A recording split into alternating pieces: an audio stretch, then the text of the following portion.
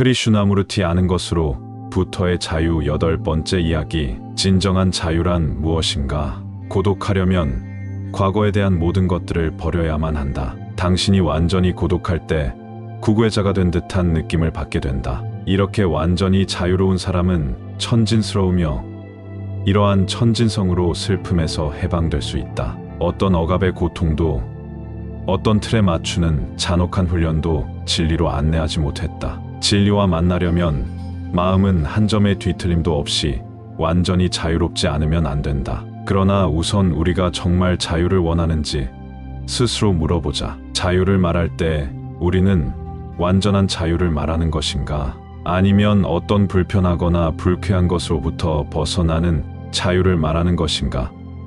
우리는 고통스럽거나 추악한 기억과 불행한 경험으로부터 자유롭기를 원하지만 유쾌하고 만족스러운 이데올로기, 신조, 관계들은 그대로 지니고 유지한다. 그러나 고통 없이 쾌락만을 유지하는 것은 불가능하다. 왜냐하면 이미 살펴봤듯이 그 둘은 서로 떼어놓을 수 없는 것이기 때문이다. 그러므로 우리가 완전한 자유를 원하는지의 여부를 결정하는 것은 우리들 각자의 일이다. 만일 우리가 자유를 원한다고 말한다면 우리는 자유의 본질과 구조를 이해하지 않으면 안 된다. 당신이 고통 또는 어떤 불안으로부터 자유로울 때 그것이 자유인가 아니면 자유 그 자체가 완전히 다른 어떤 것인가?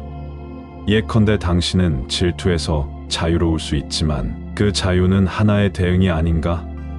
따라서 그것은 전혀 자유가 아닌 것이다. 당신은 도그마를 분석하고 치워버림으로써 아주 쉽게 그것으로부터 자유로울 수 있지만 도그마로부터 자유롭고자 하는 동기는 그것 자체의 반응을 갖고 있다. 왜냐하면 어떤 도그마로부터 자유롭고자 하는 욕망은 그 도그마가 더 이상 유행하는 것도 아니고 또 편리하지도 않기 때문이다. 당신이 국제주의를 믿기 때문에 또는 어리석은 민족주의적 도그마에 매달리는 것이 경제적으로 보아 더 이상 필요치 않다고 느끼기 때문에 당신은 민족주의로부터 자유로울 수 있다. 당신은 쉽게 그걸 물리칠 수 있다. 또는 당신에게 훈련이나 저항의 결과로서의 자유를 약속하는 정신적 지도자나 정치적 지도자에게 반발할 수도 있다. 그러나 그런 합리주의, 그런 논리적 결론이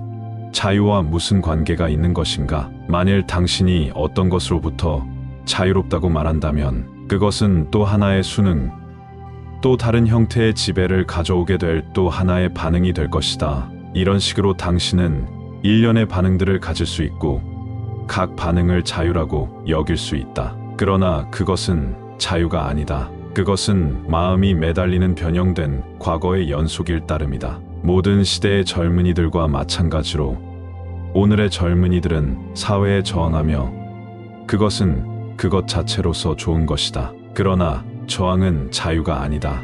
왜냐하면 당신이 저항할 때 그것은 하나의 대응이고 이 대응은 그것 자체의 패턴을 세워 당신은 그 패턴에 붙잡혀 있는 것이 되기 때문이다. 당신은 그것이 뭔가 새로운 것이라고 생각한다. 그러나 그렇지 않다. 그것은 다른 틀 속에 낡은 것이다. 어떤 사회적 정치적 저항도 결국 무척 낡은 부르주아의 정신 상태로 되돌아가게 될 것이다. 자유는 저항을 통해서가 아니라 당신이 보거나 행동할 때에만 온다. 보는 것은 행동하는 것이며 그 행동은 당신이 위험을 볼 때처럼 즉각적인 것이다. 그래서 거기엔 어떠한 두뇌작용도 토론도 주저도 없다. 그 위험 자체가 행동하게 만들고 그래서 보는 것은 행동하는 것이고 자유롭게 되는 것이다. 자유란 마음의 상태를 말한다. 어떤 것으로부터의 자유가 아니라 자유의식,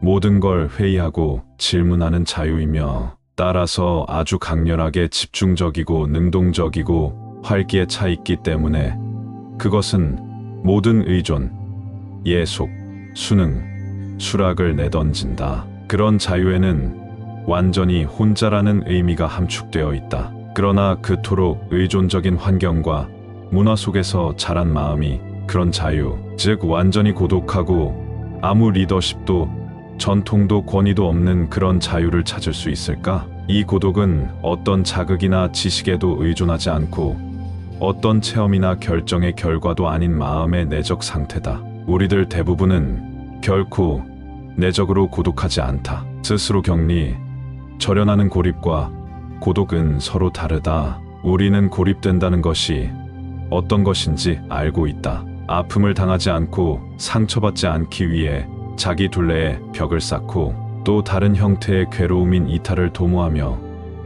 이데올로기에 허황된 상아탑 속에 사는 것 등이 바로 그것이다. 하지만 고독은 이것과 아주 다르다. 당신은 기억으로 가득 차고 제약투성이이며 어제의 투덜거림으로 꽉 차 있기 때문에 결코 고독하지 않다. 즉, 당신의 마음은 그동안 그것이 축적해온 쓰레기들을 깨끗이 비우지 않은 것이다. 고독하려면 과거에 대한 모든 것들을 버려야만 한다. 당신이 고독할 때 자유는 원망, 소원, 갈망을 통해서가 아니라 오직 자연스럽게 올 뿐이다. 즉, 어떤 가족에도 속해 있지 않고 어떤 나라에도 문화에도 특별한 대륙에도 속해 있지 않고 완전히 고독할 때 구구의 자가 된 듯한 느낌을 받게 된다. 이렇게 완전히 자유로운 사람은 천진스러우며 이러한 천진성이 마음을 슬픔에서 해방시킨다. 우리는 수많은 사람들이 했던 말들과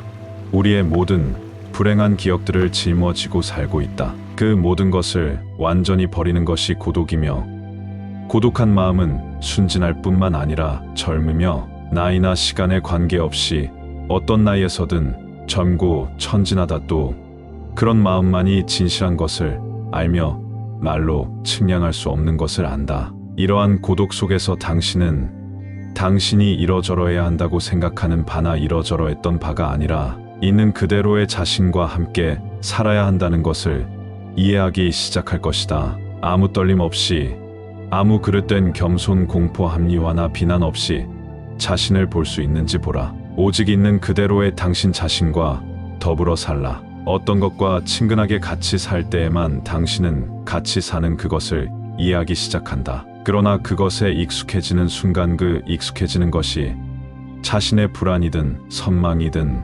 아니면 그 어떤 것이든지 간에 당신은 더 이상 그것과 더불어 사는 것이 아니다. 만일 당신이 강가에서 산다면 며칠이 지난 뒤 당신은 더 이상 그 물소리를 듣지 못하며 또 만일 당신이 방 안에 그림을 하나 걸어놓고 매일 본다면 몇 주일 뒤 당신은 그것을 잊어버린다. 그것은 산이나 계곡이나 나무에서도 마찬가지며 당신의 가족이나 남편이나 아내에게서도 마찬가지다. 그러나 질투, 선망, 불안 같은 것과 더불어 살 때 당신은 그것에 익숙해져서는 안 되며 그것을 수락해서도 안 된다. 새로 심은 나무를 햇빛이나 폭풍으로부터 보호하듯 그것을 보살피지 않으면 안 된다. 당신은 그것을 비난하거나 변명하지 말고 보살펴야 한다. 그러면 당신은 그것을 사랑하기 시작한다. 그럴 때 당신은 질투하고 불안한 것을 사랑하는 것이 아니라 보살핌의 마음을 쓰는 것이다. 우리는 우리가 무뎌지고 선망하고 무서워하게 된다는 걸 알면서 우리가 실은 그렇지도 않지만 엄청나게 애정을 갖고 있다고 믿으면서 쉽게 마음 상하고 쉽게 알랑거리고 실증내면서 있는 그대로의 우리 자신과 더불어 살 수 있을까?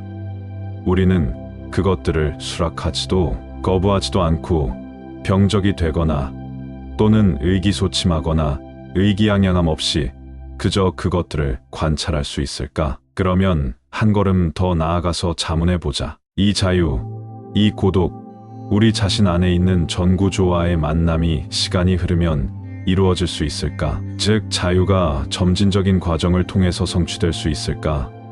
분명히 성취되지 않는다. 왜냐하면 당신이 시간을 끌어들이자마자 당신은 자신을 더욱더 노예화시키기 때문이다. 당신은 점진적으로 자유롭게 될 수가 없다. 그것은 시간의 문제가 아니다. 다음은 이 질문을 해보자. 당신은 그 자유를 의식할 수 있을까?